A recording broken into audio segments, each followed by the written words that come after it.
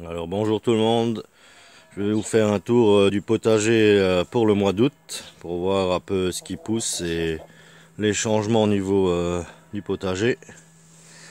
Et ben là je viens sur les pommes de terre que j'avais mis en place le 22 juillet. J'avais mis 4 ans que j'avais buté, un peu à l'ancienne. Et ben ça pousse, ils ont pris une bonne hauteur de pratiquement, on va dire pratiquement 30 cm. C'est où j'avais les oignons avant, les oignons et l'ail. Et là j'ai mis une ligne de haricots. J'avais mis le 15 juillet, je crois, si je me trompe pas. Chez nous, c'est à peu près les derniers moments où on met les haricots, le 15 juillet. Voilà, ligne de haricots et les pommes de terre dans la serre.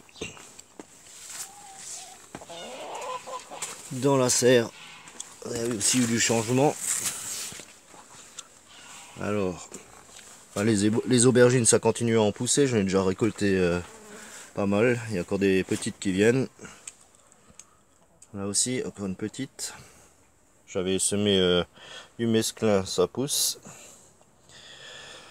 Alors, là, on a nos céleris. Ils ont bien poussé. Ils commencent à avoir des belles têtes.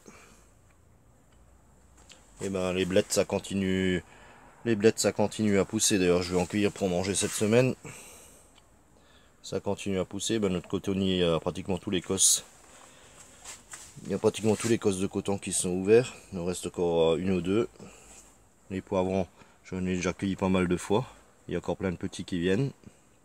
Par contre, les melons, j'avais des petits melons, mais je pense avec l'humidité, ils m'ont pourri. Là, ils refont des nouvelles fleurs. Bon, les tomatiers, j'en parle pas, c'est toujours la même chose. On va dire, elles survivent, mais il y a toujours encore l'attaque du mildiou, comme vous pouvez voir.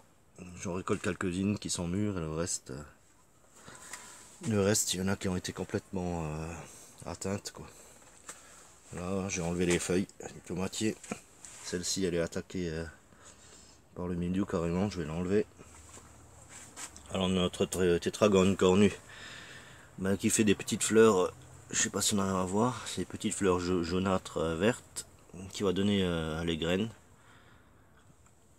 Encore les poivrons, les concombres, c'est pareil, j'en cueille tout le temps, et ils en refont. On a encore les poivrons, il y a encore plein de petits, ça continue à pousser. Là j'avais ma courge du Mexique, je l'ai complètement enlevée, elle m'a pas fait de fruits. Par contre, là j'ai semé maintenant, ça commence à sortir. J'ai semé de la laitue, de la grosse laitue d'hiver. Ça commence à sortir. Là, une ligne de choux pointus qui commence aussi à sortir. Et derrière, j'ai mis une ligne de roquette qui n'est pas encore sortie, je l'ai semé hier. Voilà, là pour la serre. Je vais vous montrer, bon, ensuite les courgettes. Pour l'instant, il y a un peu d'odium sur les feuilles. J'enlève fur et à mesure les feuilles. Mais il y a plein de petites courgettes qui viennent. Il y en a tout plein partout. En ce moment, je mange de la courgette à pratiquement tous les repas. On a au moins déjà cueilli une bonne cinquantaine. Voilà aussi. Dans la butte, j'ai retiré les pommes de terre. Je vous les montrerai après. Les pommes de terre que j'ai retirées dans la butte. Et là, bah, il y a toujours encore les courgettes qui restent. Les tomatiers, je les ai enlevés, ils étaient atteints.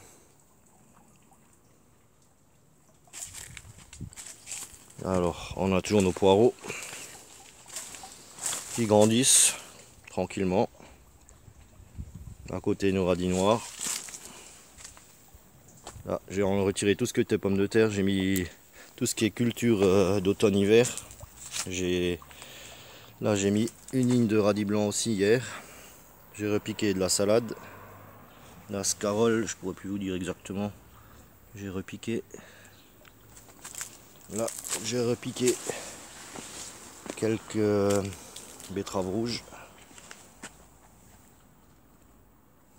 Et là, on a toujours encore nos choux de Bruxelles qui grandissent tranquillement. À côté là, J'ai fait des planches, j'ai semé des épinards, des géants d'hiver. Là et là-bas, c'est aussi où j'avais les pommes de terre. Là j'ai mis de la mâche, de la doucette. J'ai mis de la coquille de louvière et de la mâche à grosses graines. On continue vers là. Ça c'est du navet de Nancy. Navet de Nancy, ça sort. Il est sorti très vite, en 3 jours. Il est sorti. Je garde bien sûr tout ça bien humide pour les semis. Les épinards d'ailleurs, il y en a quelques-uns qui commencent à venir. Alors je vais passer dans l'autre jardin. Je vais vous montrer l'autre côté. Alors là, j'ai semé du radis avant-hier. Il commence aussi à venir très vite. Je garde bien le sol humide. Voilà. Alors qu'est-ce qu'on a? On a notre roux blanc. On a notre roux blanc qui se forme là. Il est magnifique. Il est plein de... Il est bien en fleurs. On pourra le cueillir, je pense, d'ici 2-3 semaines. On va cueillir le roux blanc. Il est très beau. Il est magnifique. Il est bien plein cette année. J'ai pas eu d'attaque de pucerons dessus, rien. Voilà. À côté, on a les topinambours. Hop, je vais passer. Voilà. On a les topinambours qui sont bien hauts. Et à côté, on a commencé sur les fruitiers, on a commencé à récolter les figues vertes. Elles sont mûres, elles restent vertes en fait. Là, elles sont pratiquement mûres. Quand elles commencent à pencher, c'est qu'elles sont bonnes. On a déjà récolté pas mal. Une bonne quarantaine de figues sur celui-là. Figues vertes, ça s'appelle aussi figues blanches. Voilà, là on a du raisin de table. Lui il va encore pousser. On a une belle grappe là. Elle est jolie. Il va encore continuer à gonfler. Voilà.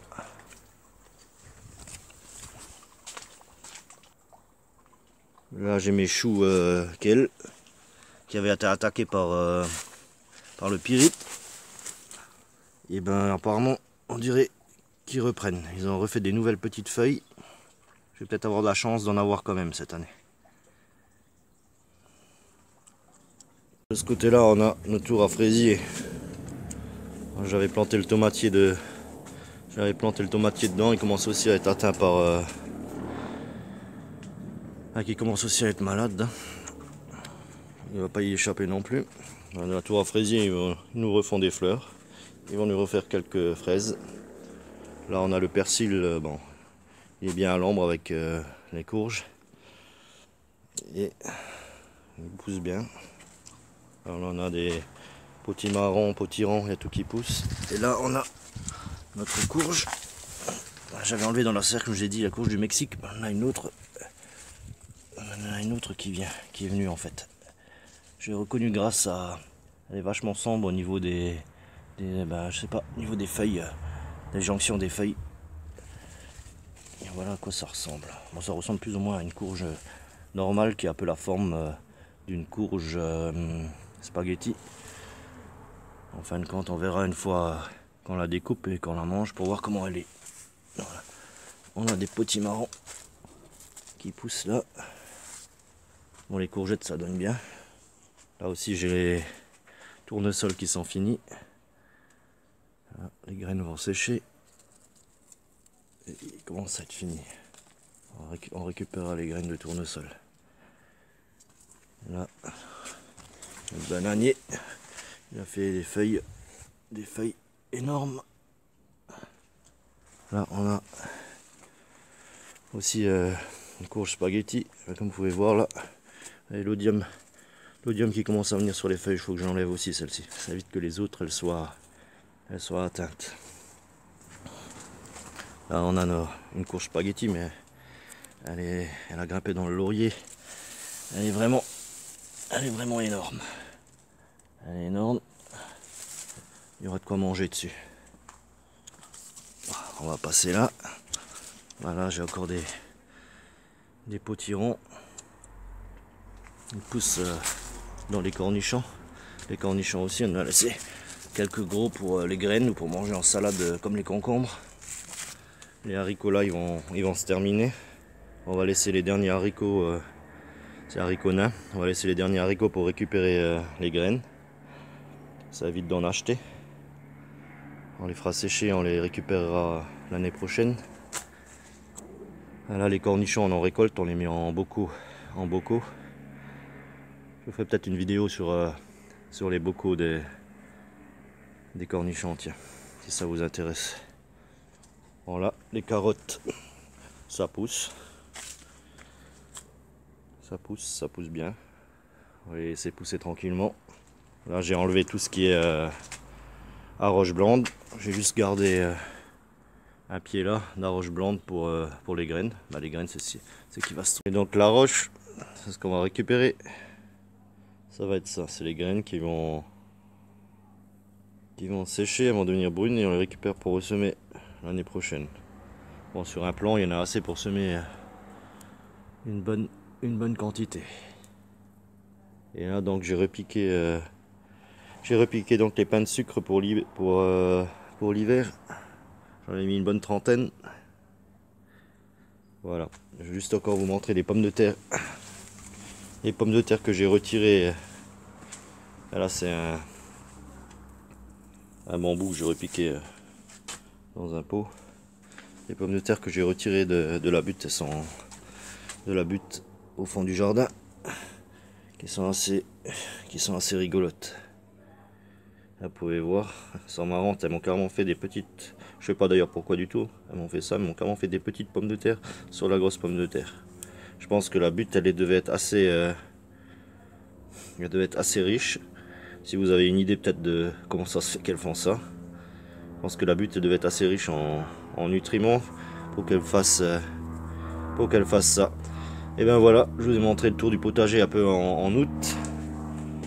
Et ben, vous pouvez laisser un commentaire ou un pouce bleu si vous voulez.